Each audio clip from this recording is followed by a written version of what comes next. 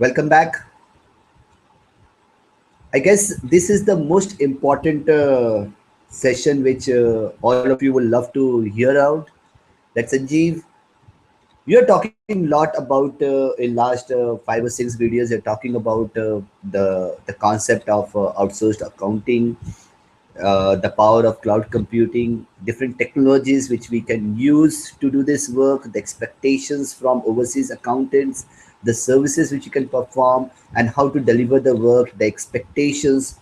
Everything is great, but then where is the work? How do we get this work? How can we start this business? What are the important mantras which needs to be worked out to do this business? Here I am to present few tips and tricks on doing this business. I'll just focus on these one slide which actually helps a lot.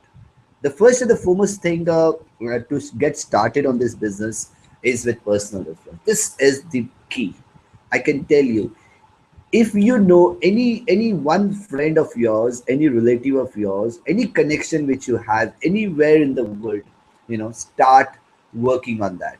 Which means you have to talk to your friend who is an accountant in US or in Singapore, and you just need to convince him that it's a cost benefit and it's a great cost benefit synergy. It's a great partnership, and we can definitely do accounting for your clients, and which you can review, and you can do the final cleaning whatever is left over. So personal reference play a major role, not only in the case where the people are accountants over there, but also they can create a trust, because as I said in my earlier presentation, trust is something which helps, because they are scared about data security. They are scared that what if you don't continue, what if you steal my data, what if you start exploiting me with more revenue and you demand more, what if you don't work on deadlines? So there they need some reference which they can go back to, and they can definitely make sure that we work on the terms agreed upon. So personal reference is something which you need to build upon, and once you create that personal reference, start hitting upon it. The second and the most important thing is networking. Like obviously, try attending global workshops, try attending, create a brand. I would say have a website, but don't just depend on creating a website where you claim that you can provide all these services and you get a work out of it. But definitely start working and researching on different things. Maybe one of the idea I can share with you is you can take a training of QuickBooks, join the network of QuickBooks Pro Advisor, join the network of all different accounting members all over the world, into their website, into their groups. Start create asking questions and try to create more networking with global partners or global accountants. Third most important area which I wanted to cover is freelancing. Now, this is a quick start. If you want to share, no, I can share with you.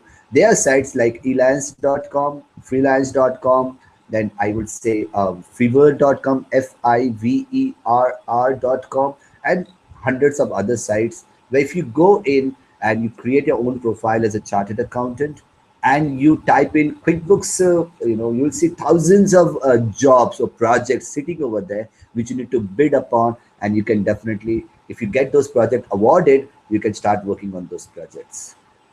Fourth category, which I would say, is doing a job in overseas firm. I would prefer young accountants, young chartered accountants of our country to actually go over there and work there under an overseas accounting firm, under an overseas CPA firm or an accounting firm for at least a year. Now, once you work over that, whatever salary they offer, or whatever package they offer, you get to know the expectations. You can create that confidence, you can create that reference, and it becomes very easy for you going forward to request them to outsource that to you back in India. So that creates that trust. The fifth point, which I will share with you, is target your clients who have overseas operations. You are in India a statutory auditor or an internal auditor of companies who have branch offices or sale offices or customers or vendors overseas. They can be a good. Your client can be a good reference for them. So maybe your client can solicit them saying that, hey, this chartered accountant is my friend and working for my accounts and auditing for my work for last X number of years. You can definitely start your operations with him. So that is the element of trust which can get created, and you can start those work. Last but not the least, the most important thing, if you are really good enough doing this, delivering this work, go and buy a overseas practice. Practices, CPA firms are on sale.